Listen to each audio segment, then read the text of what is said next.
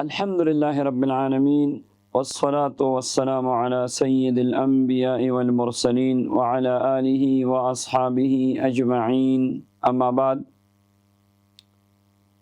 قرآن پاک کی سورۃ الجاثیہ کی آخری دو آیات ہے۔ اعوذ باللہ من الشیطان الرجیم، بسم اللہ الرحمن الرحیم۔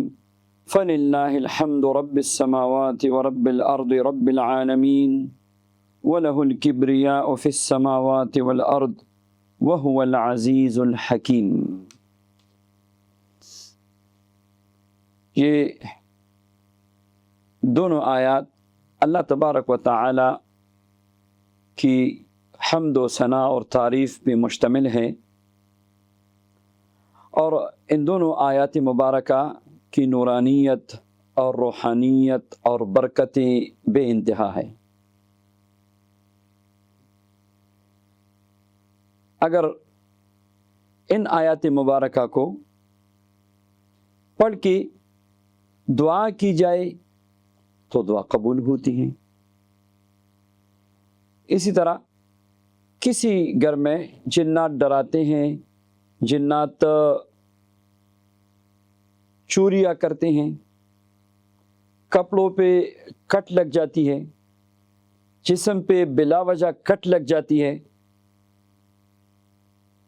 دن کو یا رات کو بچے یا بڑے ڈرتے ہیں، گھر میں مختلف قسم کی ڈراؤنی شکلیں نظر آتی ہیں۔ کبھی گھر میں اچانک بدبو، کبھی جلی ہوئی چیز یا گوشت کی بدبو،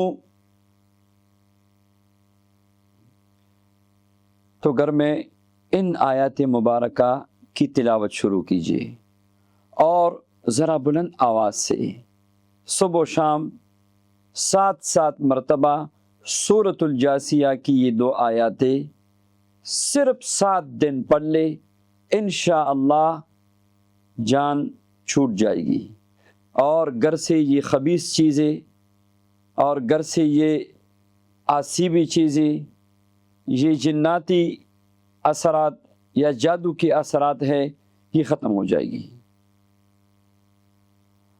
کبھی ایسا بھی ہوتا ہے کہ ایسا محسوس ہوتا ہے کہ گویا کوئی چیز جسم کے اندر ہے، کبھی سینے میں، کبھی پیٹ میں، کبھی مختلف جسم کے حصوں پہ محسوس ہوتا ہے، حرکت شروع ہو جاتی ہے، اچانک درد شروع ہو جاتا ہے۔